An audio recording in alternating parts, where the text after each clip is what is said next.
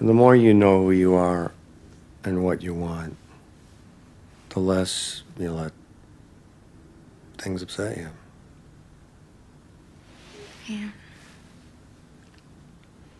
I just don't know what I'm supposed to be.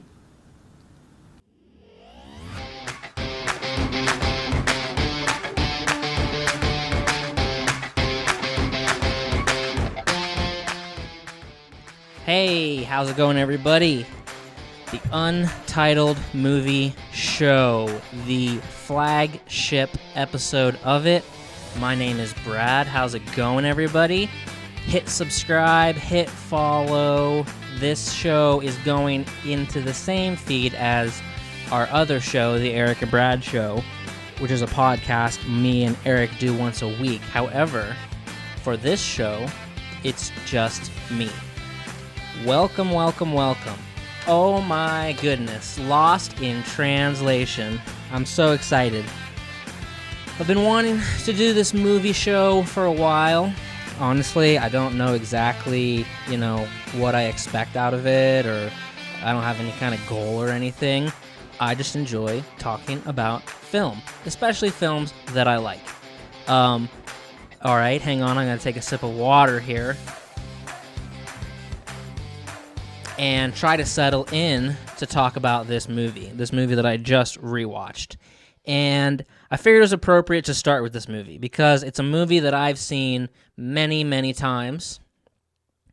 I have credited it as my favorite movie.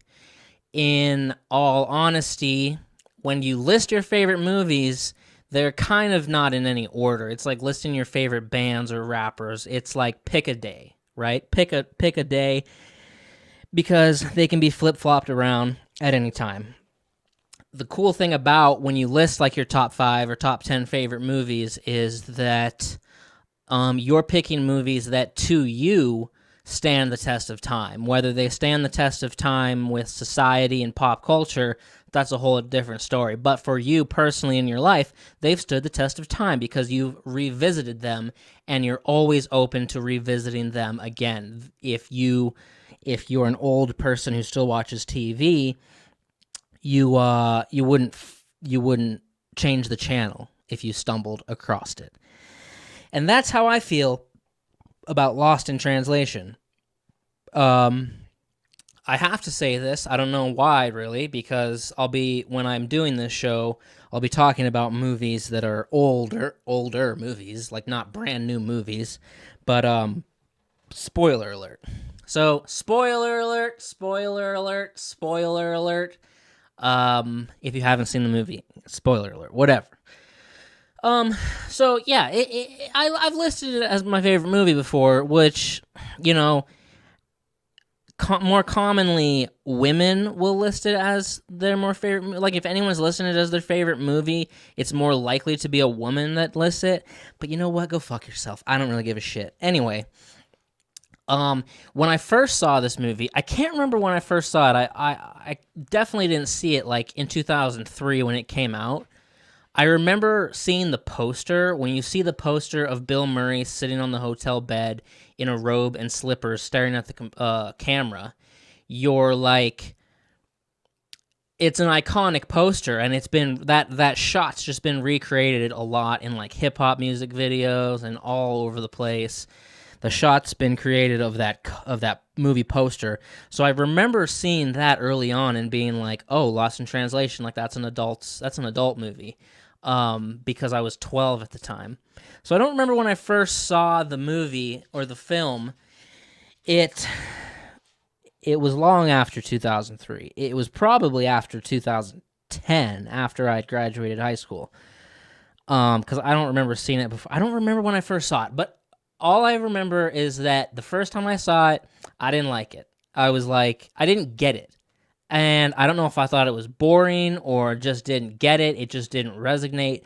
But a lot of the things that are my favorites when it comes to music, books, movies, TV, art, really, I don't really like it first. And then for some reason, I go and revisit them and start to like them. And the more and more I consume of it, the more I understand, wow, I actually really like this.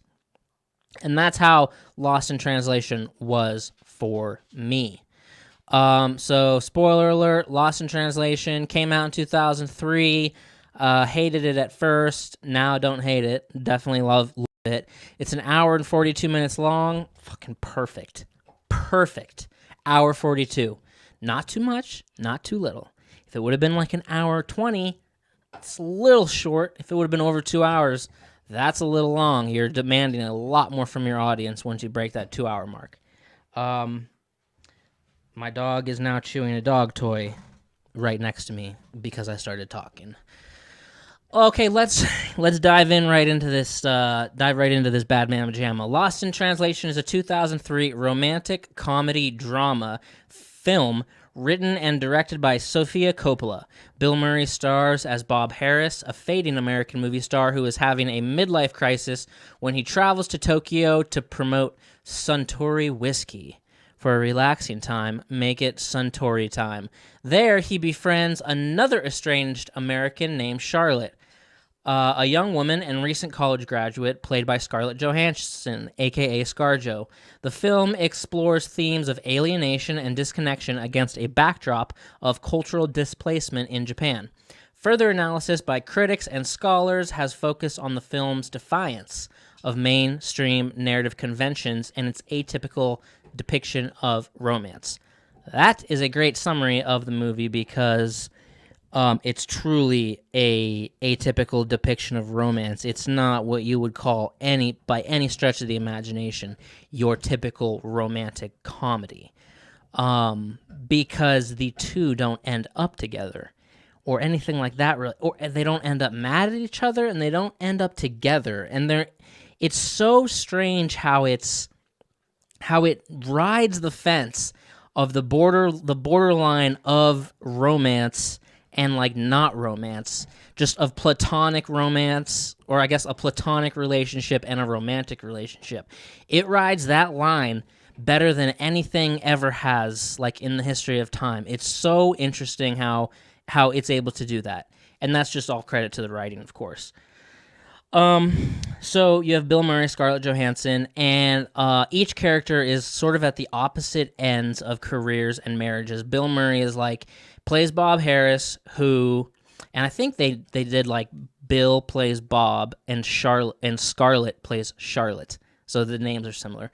But he plays an actor who is sort of past his prime and has already had the big hit movies and is easily recognizable. I mean, he can't go anywhere without getting stopped and asked for pictures and autographs and stuff like that. But he's no longer at the top of his craft. And top of his like popularity and success. He's past that. And also with marriage, I think his marriage is 20 years in. There's no more surprises for him in life. And with her, the surprises are coming, and she knows that. She knows that, everything when it comes to career and marriage for her and relationships is coming, and for him, he's already been through the fucking ringer about it, right? So that's a interesting, comparison between the two characters that embark on this, odd relationship, quote unquote. And this movie, it's interesting. There's really only 4 characters in it. There's definitely only 4 main characters. You have these Japanese actors and actresses that come in and out, and American actresses that come in and out, but they come in and out of the film so quickly that they're kind of forgettable, even if they do a good job. But you have the 4 main characters that are in the movie that you remember, and that's the Bill Murray and the Scarlett Johansson, and then you have Giovanni Ribisi and Anna Faris. Giovanni Ribisi playing Scarlett Johansson's husband, and Anna Faris playing an actress. She does such an incredible job, but she's playing like an actress who knows Scarlett Johansson's husband, and they sort of just bump into each other because Scarlett Johansson's husband is a photographer, and he's there in Tokyo on work. and Scarlett Johansson tags along on his work trip, and he bumps into Anna Faris in the hotel they're staying at. And these two are clearly, Scarlett Johansson witnesses that these two are clearly like good friends and kind of flirty and like, have a good rapport with each other, almost more so than she does have with her husband. So, and nobody talks about it when they talk about this film. When they talk about this film, they really talk about Bill Murray, Sofia Coppola, the director, and I guess Japan, and I guess Tokyo. They don't mention Giovanni Ribisi and Anna Faris. However, I think they both do phenomenal jobs playing characters in this movie. And when you talk about Giovanni Ribisi's career and Anna Faris's career, this movie doesn't even really come up with them. And I think it should, because while they don't deliver like scene-stealing performances, I think they play the characters that they're cast to play perfectly. And also credit to the casting of those two. And what's interesting about the casting of those two is I think they both kind of fit that year of 2003. Because for Anna Faris, in 2003, Scary Movie 3 came out. So she was in Scary Movie 1, 2, and 3, which came out like 1 year after each other or something like that, like once a year for 3 years. And in 2003, Scary Movie 3 came out. So she was pretty well known, around the industry at the time and around the country. So that's pretty prime time for her. And then Giovanni Ribisi, I feel, was kind of this similar thing, because like he was in Gone in 60 Seconds and Boiler Room, and I didn't look up the years on those, but early 2000s is pretty much, you credit Gone in 60 Seconds and Boiler Room to the early 2000s. And then I also saw that he was in the movie The Virgin Suicides, which makes all the sense in the world, because that's another Sofia Coppola movie. So she had already used him in a film, so it was like, boom, plugged right in. And they both do just incredible, incredible jobs, I feel like, playing the characters that they were cast as. So Sofia Coppola, and I mean, you can't mention Lost in Translation without her. You can't mention her without mentioning Lost in Translation by a long, not even by a long shot. Hang on, my dog's chewing on his fucking toy. Hang on 1 second.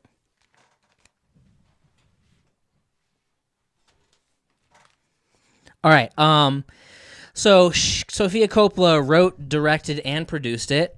She's the daughter of legendary filmmaker Francis Ford Coppola, who made Apocalypse Now and the Godfather movies. So she's kind of filmmaking royalty. I mean, she's the daughter of filmmaking royalty. So by stepping into the same career, like literally the same job that your dad did, as best as anybody has ever done it ever, is a crazy thing. It's always interesting when, like, you have a baseball player or a football player or a musician or whatever. It really almost doesn't work in music, because whenever a famous musician's son or daughter gets into it, they're like never as good as their parent. And sports, it's interesting as well to just see, that was his dad. And sports, it's like, your dad can be average, and then you jump into sports and you can be great. So in sports, it doesn't really apply. I feel like in music, the offspring is almost never as good as the original person. Anyway, she jumps into, she's a director, and her dad is one of the greatest directors of all time, without question. And he's also credited as a producer on this movie. I don't know, in watching all kinds of behind the scenes and the making of stuff, he's not really mentioned. So I'm wondering in what capacity he had like input into this film. I mean, I know he made suggestions to her. He might have just been like her phone call. He might have just been like, she calls him for advice real quickly, and now Francis Ford Coppola gets a producer credit. Anyway, but that's just a guess. Who knows? Who knows in what capacity he participated in the making of this movie. Two other movies she did were The Virgin Suicides and The Bling Ring. I mean, she has like 6 or 7 movies she's made. She's either about to release another one with Bill Murray, or she already did, and I haven't seen it, and I'd like to see it. It either came out a few years ago or it's yet to be released. I'm not sure. I'm not like following her career, but I have seen The Virgin Suicides and The Bling Ring, and I think The Virgin Suicides was her first film, which kind of gave her, put her on the map as a filmmaker. And I've seen it, and I only watched it once, and it was fucking really weird and interesting, and it didn't hook me in really, and the ending was extremely fucking weird and just insane because, spoiler alert, it's called The Virgin Suicides, and at the end, a bunch of virgins kind of kill themselves, and you're like, whoa, that was really fucking weird and dark. But, and I'm open to a rewatch, and it might be on my list as far as rewatch goes, because I recently was talking to a girl actually a few weeks ago, and she was like, her favorite movie is The Virgin Suicides, and I'm like, that's fucking weird. I've never heard anybody say that before, but, I can definitely understand why. It's very interesting. And The Bling Ring. The Bling Ring is kind of a weird movie. It came out maybe like 2012 or 2014 or something like that. Emma Watson's in it. It's about like rich kids in LA, like rich teenagers and stuff who break into celebrities' houses and like steal shit.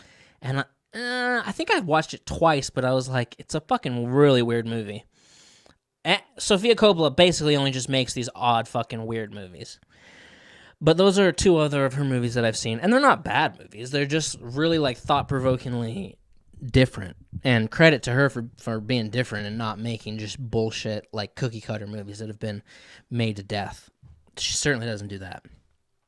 So at the 76th Academy Awards in 2004, Lost in Translation won Best Original Screenplay, and the film received 3 further nominations for Best Picture, Best Director, and Best Actor, Bill Murray. Numerous other awards at the Golden Globes, British Academy Film Awards, and many others, 97 total, just for like film festivals around the world and all those kind of different weird award shows that happen. But 97 total awards. It's Bill Murray's only Oscar-nominated performance, and I wanted to see what it lost to. And I'd always thought it won Best Picture. My bad for every time I've said that. It was just nominated for Best Picture. That year, Lord of the Rings: Return of the King won Best Picture. So that was a good year because Return of the King was pretty deserving of that, I guess. It's like the only fantasy movie to win Best Picture. But that was certainly a monumental thing. That was certainly a monumental award. But at least Lost in Translation was nominated, and Sean Penn won Best Actor that year over Bill Murray for Mystic River. And that as well, Mystic River, I'd love to do a movie episode about that, because that was an iconic performance, without question. While Bill Murray's was a great performance, Sean Penn for Mystic River, I mean, Jesus, that was fucking just incredible. That one will stay with you. So Coppola started writing the film after spending time in Tokyo and becoming fond of the city. She began forming a story about 2 characters experiencing a romantic melancholy in the Park Hyatt, Tokyo, where she stayed while promoting her first feature film, the 1999 drama The Virgin Suicides. Coppola envisioned Murray playing the role of Bob Harris from the beginning and tried to recruit him for up to a year, relentlessly sending him telephone messages and letters. While Murray eventually agreed to play the part, he did not sign a contract. Coppola spent a quarter of the film's $4 million budget without knowing if he would appear in Tokyo for the shooting. I guess she started production just hoping he would eventually show up, and days before they needed him for, to start filming scenes with him, he finally just appeared in Tokyo. Like, what up? I'm here. And everyone's like, holy shit, he actually fucking showed up, dude. After you spent $1 million on the thing, because they were there for like months beforehand, before the actors arrived and stuff like that, scouting locations and getting embedded in like the culture of the city. And then when they're like, all right, and they spent $1 million, and then he fucking finally rolls in one day. Bill Murray, what up? When Murray finally arrived, Coppola described feelings of significant relief. He wouldn't sign a contract for the movie. The whole thing was just a handshake deal. The budget was $4 million, and it made $118 million at the box office worldwide. Extremely successful. A small independent film, which this is, because a $4 million budget is extremely low. Extremely low. I mean, say Bill Murray gets cast in like a new Ghostbusters movie or fucking Zombieland or whatever, they're gonna have to pay him close to that amount. So for $4 million for the whole goddamn thing, for the whole crew, for the directing, for ScarJo, for Giovanni, for Anna Faris, for all this stuff, $4 million is a extremely low amount. So to make $118 million at the box office worldwide, that is a fucking splash. That is a fucking monumental feat. I mean, that's like a Paranormal Activity movie, which is like the greatest independent, low-budget films of all time when it comes to money-wise. People always reference the Paranormal Activities, and I love the small independent films that have low budgets. So this one is truly an iconic one for going from $4 million to $118 million. The soundtrack to the movie, I feel like when this movie gets talked about, or even after you watch it once or twice, you're still not thinking about the soundtrack. You're still not like, holy shit, the music in that movie was really good.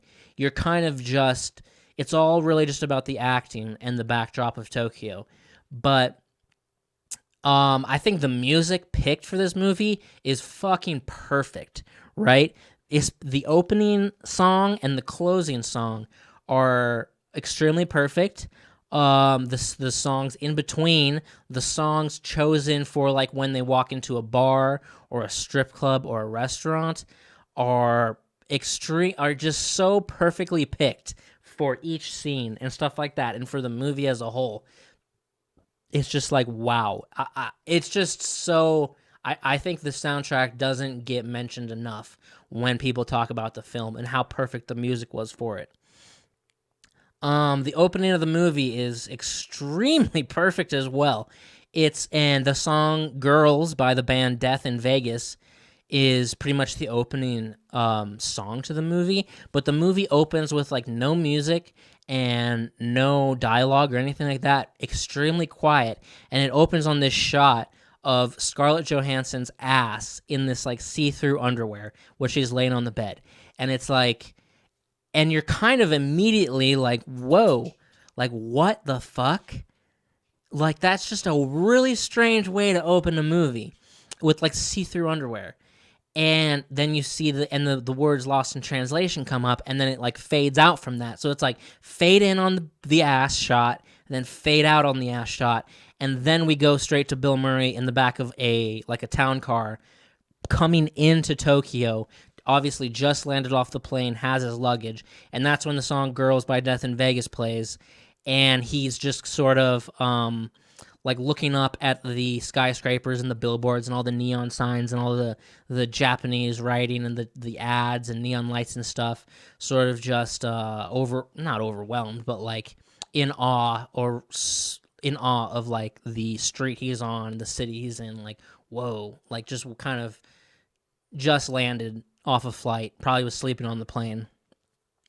And that's when you get that nice opening song, "Girls" by Death in Vegas, which I'm a fan of the band, the 1975.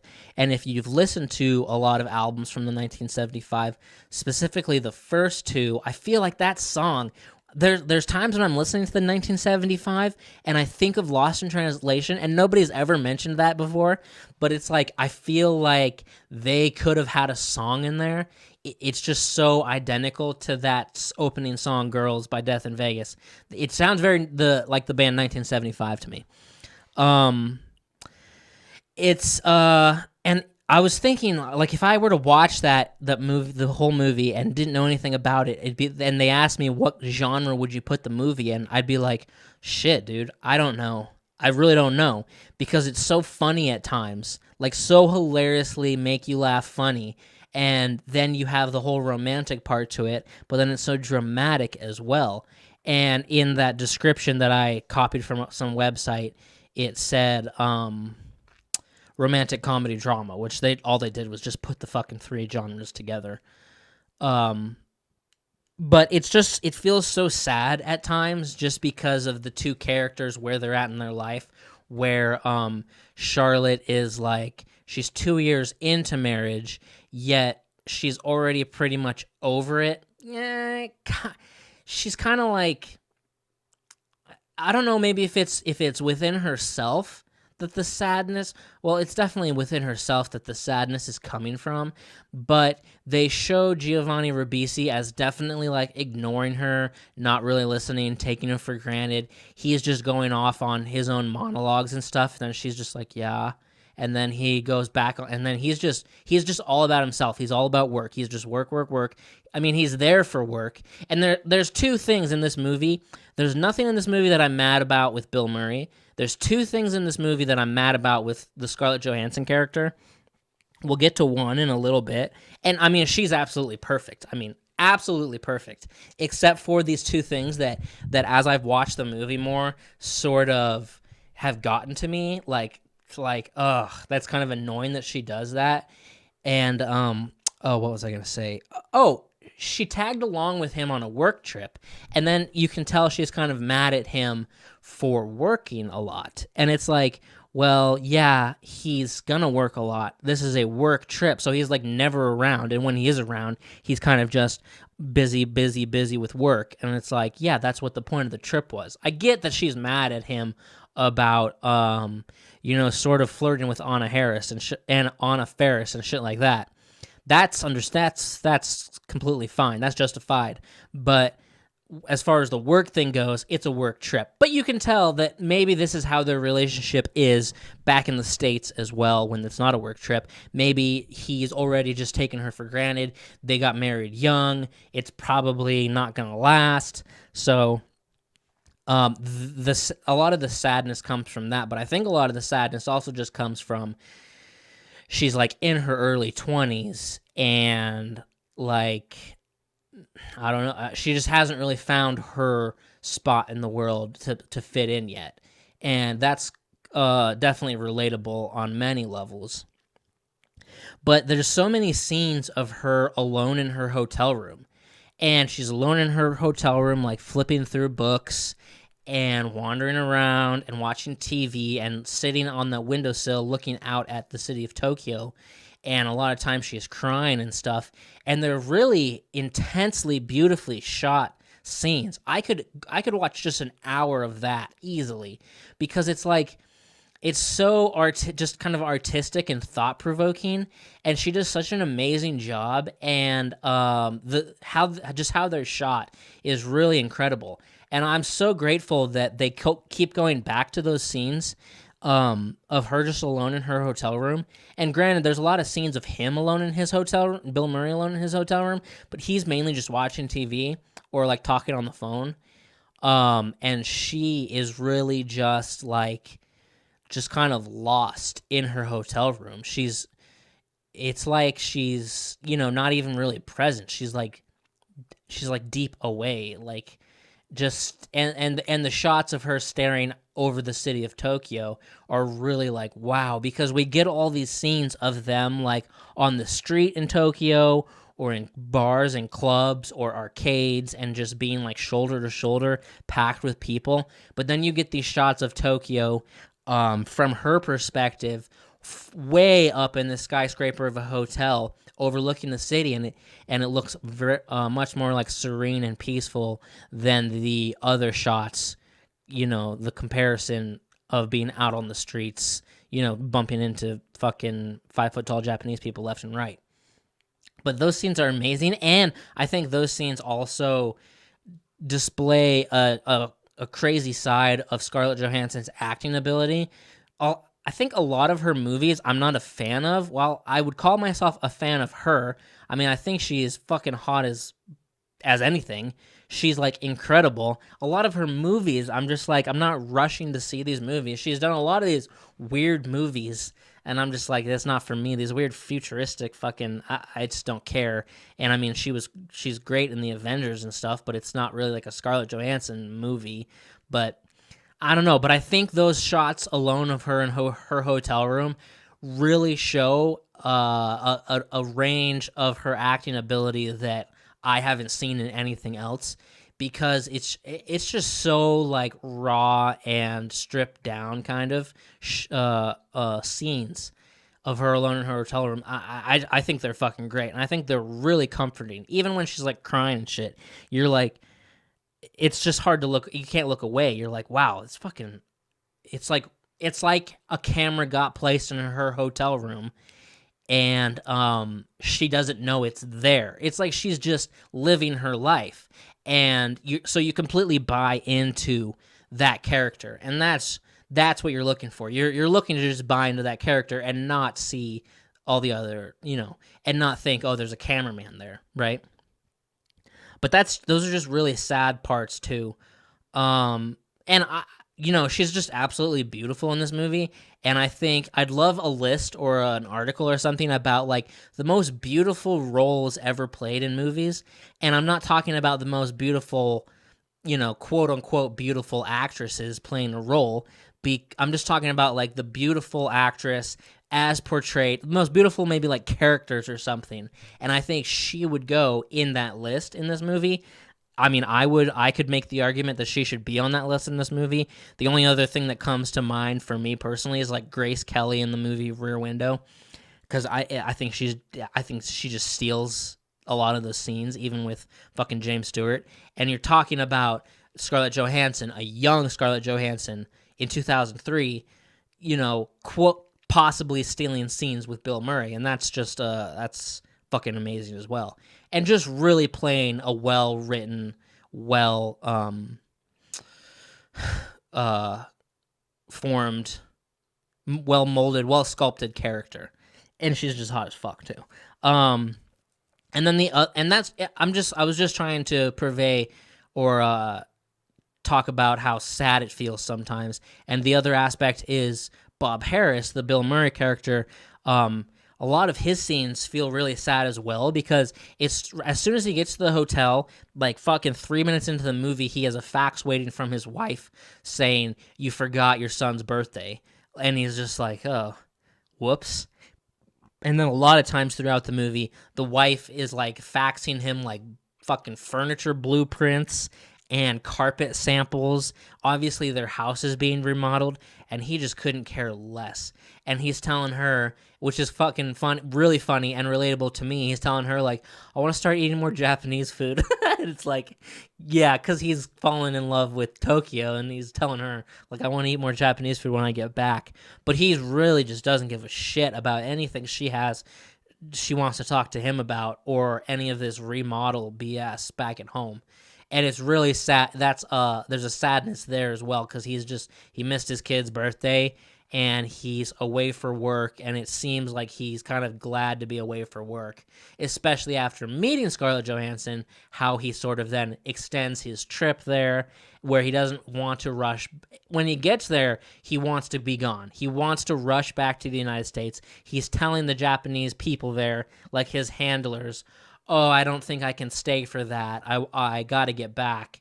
And any kind of photo shoot he has there, because he's there for work, filming commercials, and any kind of photo shoot he has or anything like that, or press, whatever, he wants to cut short, and he kind of wants to get the fuck out of there. But then after meeting the Scarlett Johansson character, he then wants to stay, and he wants to extend his trip, and which is just sad because his family misses him.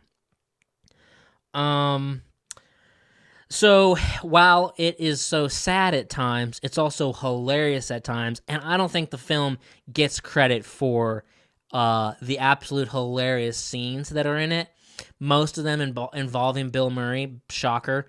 And a lot of this film was improv too. The script that Sofia Coppola wrote had lines, but then it also had a lot of room for improv, which I'm sure Bill Murray fell in love with that idea. Scarlett Johansson, maybe not so much, but Bill Murray, sure. You want me to improv? You want me to do something funny? You want me to talk to this Japanese person that doesn't speak English and make it funny? Boom. Picks, and he's probably the best person for that improvisation in this movie. So there's multiple scenes in it that are absolutely hilarious. One towards the beginning where someone sends a prostitute to his room, and the prostitute is like trying to get him to rip her stockings, and then he touches her gently, and she like falls on the ground, and she's like, no, no, don't touch me, because she's like she's like, premium, you get a premium treatment, premium role play or whatever, and he's like, huh? And then he touches her stockings that she's trying to get him to rip off of her. And then she's like, no, please, no, please. But she's like grabbing at and like pulls him onto the ground of the hotel room. And he's like, no, he's like trying to get her off of him. And she's like, please stop, please stop. Or she's like tugging on him. And you're like, oh my God, that's very funny.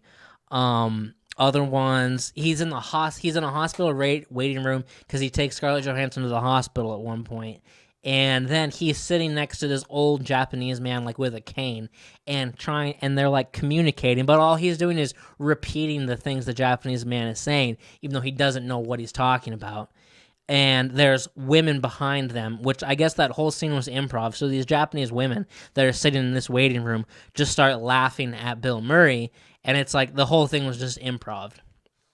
Very funny.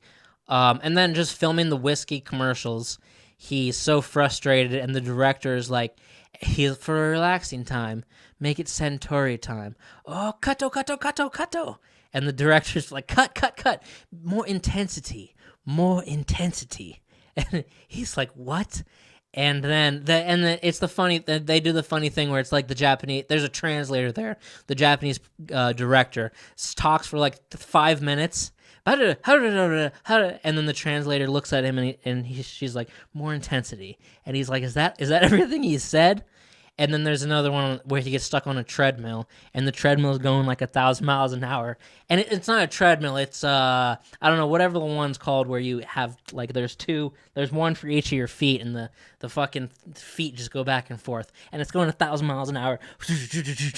And he's yelling, help!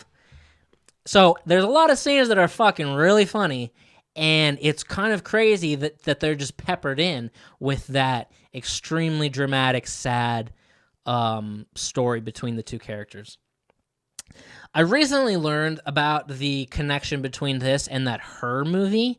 The Her movie with Joaquin Phoenix and Scarlett Johansson that was released a few years ago, where it's set a few years into the future, and he has like the earpiece that's basically his phone, and he has the operating system or whatever that talks to him like Siri or Alexa basically. And it's Scarlett Johansson's voice, so he just talks to her all day, like, you know, what are my emails, what are my messages, and she reads them off to him, kind of. But then they talk about more stuff, like love and sex and all this weird stuff. But that movie was directed by Spike Jonze. Spike Jonze, legendary director. He made, you know, obviously Her, and then Being John Malkovich. He's made all the Jackass movies. He's made a ton of movies. And I guess him and Sofia Coppola used to be married, and they got divorced. And this movie, Lost in Translation, was sort of about that marriage and divorce from her perspective, from Sofia Coppola's perspective, and the role, and she's the Scarlett Johansson in the movie, and the character Giovanni Ribisi plays, Charlotte's husband, is based on Spike Jonze. So that's that's really fucking weird and interesting. And maybe that's just, you know, they just got divorced because career focused or just bad timing, you know, times in life or whatever. But that John character played by Giovanni Ribisi is based on Spike Jonze, the director. And then apparently that Her movie is like his interpretation of their marriage and divorce as well. And it's like weird, yo. Very strange. So that's the connection between that movie and Her. And you can see how they're not like identical, but they kind of share similarities. There's another thing that happens in this movie that I recently fucking was thinking about just a couple weeks ago. I don't know why I was thinking about it, but I was thinking about the show The Office. I don't know what's made me start to think about the show The Office, and this is the other thing that I'm mad at Scarlett Johansson's character Charlotte about. But I don't know if my anger is justified. Maybe it's just based on my history or something like that. I mean, I think anybody would agree with being mad about this, but it might just be a natural thing. But the show The Office, there's plenty of convincing YouTube videos and stuff like that about how Pam Beesly in that show, because like Pam and Jim in that show are the couple, throughout the whole goddamn thing, they're just trying to shove Pam and Jim down your throat of the couple you want to get together and want to get married throughout the life of that show. But the thing Pam does in that show, maybe around the middle of the show to early of it, is Jim is single, Pam is married, and there's multiple times where Pam gets mad at Jim or jealous when he is giving other women attention or hanging out with other women or dating them. And then she gets like mad at him. And I was thinking about that, and I'm like, that happens in real life, right? Art depicts life. So that definitely happens. I've seen it 100% firsthand, where a married woman will get mad at a guy for hanging out with a girl or something like that, because she wants him to give all the attention to her, the single guy. And Scarlett Johansson's character Charlotte does it in this movie too. I was thinking of The Office and Pam Beesly, how Pam Beesly does that, and I'm like, that fucking, how dare she? How dare she fucking do that to Jim? And I'm like, what's the other movie or thing I was thinking of where that happens? And I was like, oh my God, it's Lost in Translation. Because in this movie, there's a redheaded bar singer we'll talk more about in a little bit, and eventually Bill Murray sleeps with this redheaded bar singer. And then the character Charlotte gets mad at him for doing that. She's all like mad and pouty and like, well, she is closer to your age. You guys probably talked about growing up in the 50s, or maybe she actually liked your movies when you were making them. And it's like, because she's married, and then she gets mad at him for sleeping with the redheaded bar singer, because she wanted to sleep with Bill Murray's character. And you can see that because there's so many scenes. I mean, there's obviously scenes of them out in public being friendly and joking around and just finding that connection that they found in each other, of them both sort of at crossroads in their lives maybe, and at a standstill in their lives, and they connect over that shit. And but she still wanted him. It still has those flashes of being romantic, of them lying in bed and like touching hands and being very like close and intimate. But they never like have sex with each other, and they don't end up together. But when he sleeps with that redheaded bar singer, then she's like upset at him for that, because she's like, well, he should have fucked me. And it's like, oh my God, you're pulling a Pam Beesly right now. And that's something that nobody talks about in the movie as well. But that's obviously something that just happens in real life. And I'm sure it happens with men too. Like, I'm not sure it happens with men. It 100% happens with dudes too, where they would get jealous because some girl that's not their wife is now with some other guy, and they're like, I'm sure, guaranteed that happens. And I think it happens in this because she is so young and, inexperienced. So when he just gets drunk and fucks the redheaded bar singer, it's like, and that's kind of crazy too, because he's married and he's on a business trip, and you don't really see it coming. He's not like he's out trolling to get laid. It just sort of happens when he gets shit-faced and he's by himself.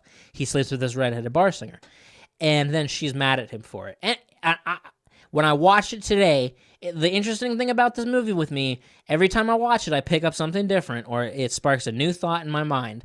And when I watched it today, I was like, I was already mad at her for that, just because I thought of it a few weeks ago.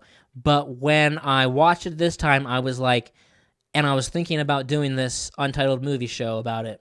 I was like, they made her get mad at him and stuff because she's playing the young, inexperienced character, someone who is like low 20s, and that's what would happen. That makes all the sense in the world, because it's someone that she's connected with. She's connected with this person like almost like a, they've connected in this movie like two souls that knew each other previously, and there are those people in your life that you meet, and you're like, it feels like I've known you forever, and that's exactly how they were. They connected, and it's like, oh, I feel like I've known you forever. So then she gets jealous that he bangs a redheaded bar singer in this hotel in Tokyo. So I don't know if I can necessarily be mad at her for that, because I think that it's perfectly natural. It's quite interesting. And clearly she just wishes that he fucked her instead of the redheaded bar singer. It's like, get over yourself, lady. So some trivia about the film. Bill Murray has said that it's his favorite film that he's done. Francis Ford Coppola, Sofia Coppola's father, urged her to shoot the movie in high-definition video because it's the future, but she chose film because, quote-unquote, film feels more romantic. Bold. If fucking Francis Ford Coppola told you a way to shoot your movie, no matter what he said, you'd be like, done. I'm trusting this guy. He made The Godfather and Apocalypse Now. He knows what the fuck he's talking about. But she was like, no, I'm going with film. Extremely, aware and smart decision on her part. In 1999, Bill Murray replaced his talent agency with an automated voice mailbox that can be reached with an 800 number that he gives out sparingly. He only calls back when he is interested in the proposed project. Sofia Coppola obtained the number through her friend and frequent Bill Murray collaborator, Wes Anderson, and she reportedly left hundreds of messages on Murray's mailbox before he finally called back to discuss her offer to cast him as the star. Everything you hear about Bill Murray is fucking amazing. There's so many stories people have. I think there's like a documentary of Bill Murray's stories where people are like, yeah, we randomly bumped into him and asked him to come to like our mom's birthday party, and he fucking came with us and he like sang to her. Or people that are just like wandering around the streets of Chicago drunk and like walking down a dark street and all of a sudden like bump into Bill Murray and he's like holding a painting. It's like the most random things ever. So I think that's badass for him to be like, fire his talent agency, just set up an 800 number and be like, give the number to a couple people, but then he's only going to call, he's like listens to the voicemails up from the 800 number, and he only calls back if he's interested in the project.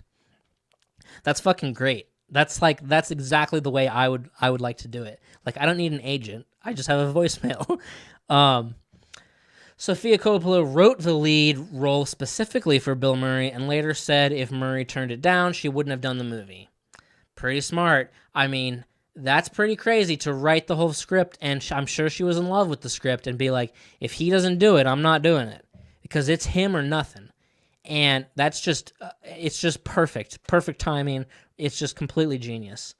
The redheaded bar singer, Sofia Coppola saw her singing in that hotel 2 years prior to making the movie, and she wanted the redheaded bar singer in the movie and had to track her down. She finally found her and got a hold of her, and she was in Australia, and then flew her back to Japan to be in the movie. That's pretty genius as well, because she obviously, the whole movie is based on her experience in that hotel.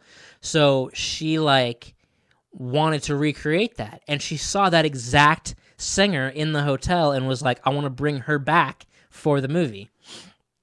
And she's in multiple scenes where they go back to her singing in this hotel bar. And that's who Bill Murray bangs.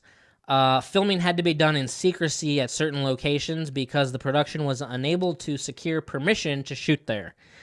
For example, the crew faced threat of arrest while filming in the subway of Tokyo.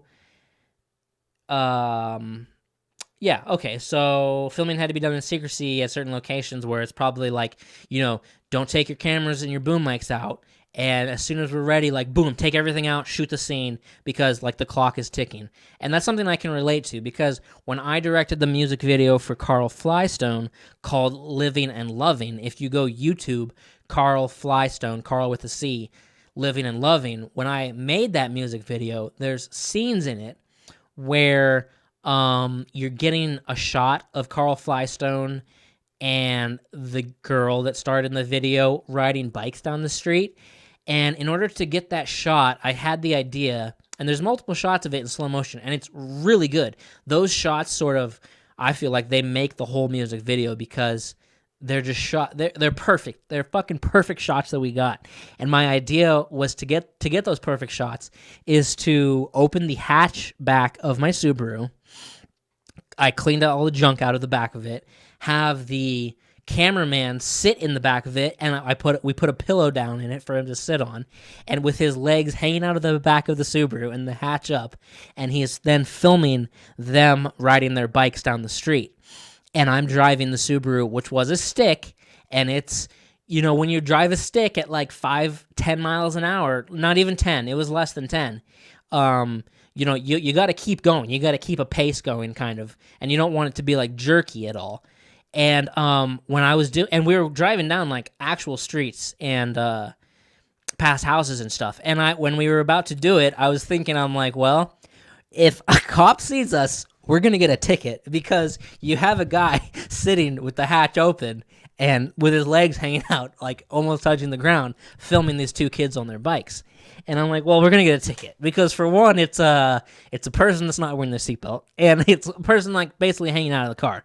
But I'm like, you know what? The fucking project is more important than a fucking ticket. I had another idea where I wanted to basically like set a dumpster on fire, but we never got that far. But I was like, fuck, what are they gonna do? Write me a ticket? Like, if they write a ticket for this, fine.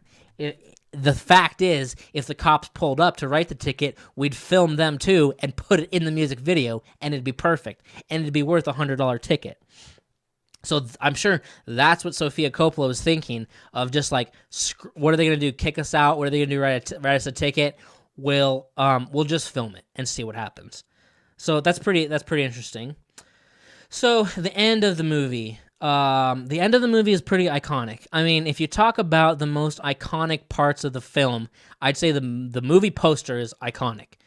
There's a conversation in it where she asks him, they're laying in bed, and she asks Bill Murray, like, does it get any easier? Just kind of talking about life and marriage and stuff. And he's like, no. Which I was like, that's great, dude. He's just answering her honestly. He's not like, yeah, it gets easier, like people say. He's like, no, it doesn't. It doesn't get easier. Which is kind of iconic, but then the most iconic thing overall is the ending. And so let's see what happens in the ending. So the movie's kind of wrapping up. It's kind of dying down. It's time for Bill Murray, Bob Harris to leave Tokyo. And Scarlett Johansson's not leaving yet, so she doesn't want him to leave, and he doesn't really want to leave. They're like, we got a good thing going of us being like best friends. We're weirdly romantically sexual, but not really. They have this really awkward kiss in an elevator the night before he leaves. And the thing is, there's 3 goodbyes because that's supposed to be the goodbye. When they're in the elevator, they're not really talking because they're really just sad. And that's very relatable and truthful because a lot of those goodbyes you drag out.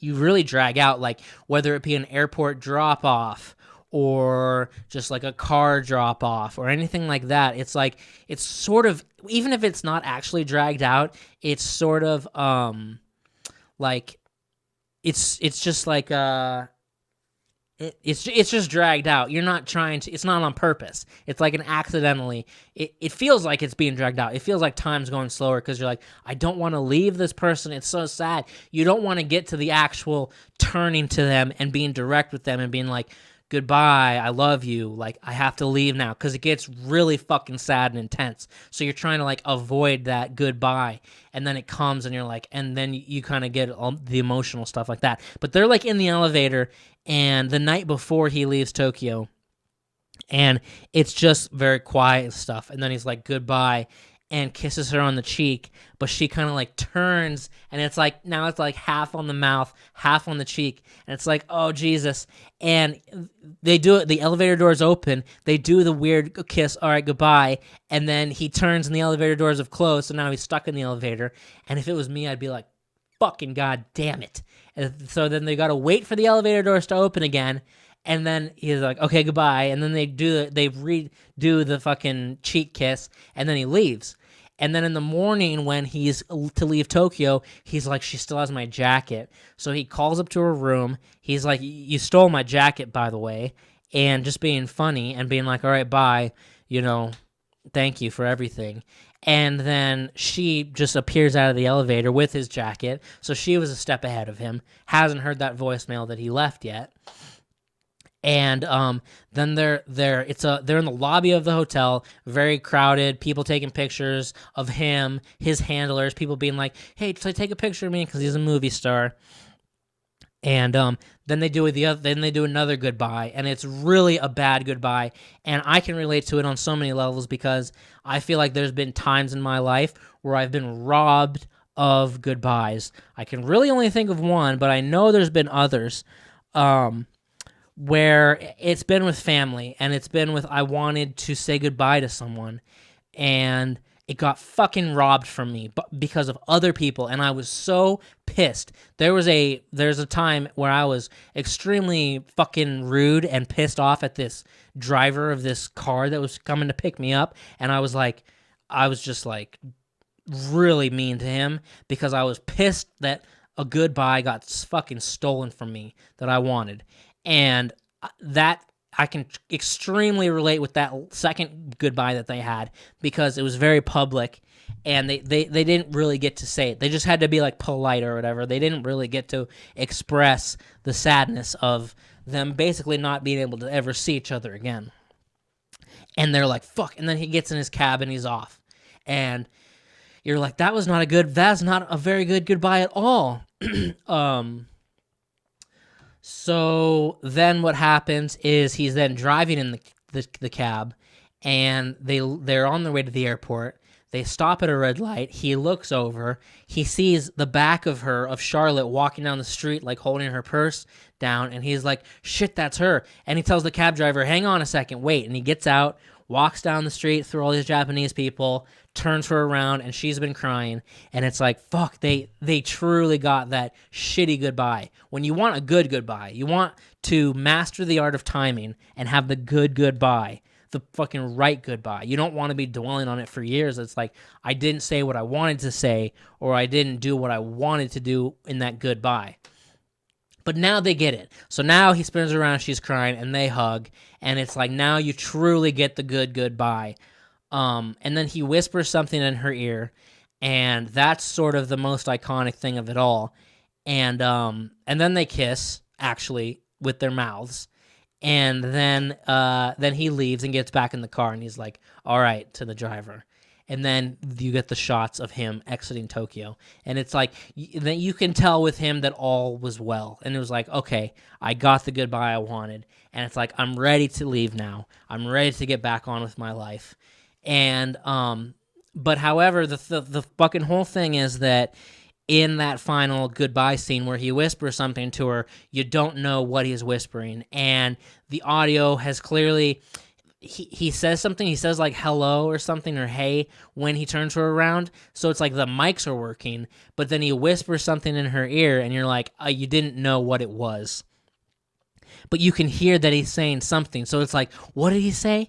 So in the film's concluding sequence in which Bob and Charlotte make their final goodbyes, Coppola reported being unhappy with the dialogue she wrote, so Murray improvised the whisper in Johansson's ear. Too quiet to be understandable, Coppola considered dubbing audio in the scene, but she ultimately decided it was better that it stays between the two of them. Pretty genius. I find it a little frustrating because I'd like to know. I wouldn't like to know what the rumor is. I'd like to know, honestly, Bill Murray, I'd like to know what was actually said, even though it's like it's up to the audience member or whatever. It's like he said whatever you sort of imagined he would say. For years, no one other than Bill Murray, Scarlett Johansson, and Sofia Coppola knew what Bob whispered to Charlotte in the final scene.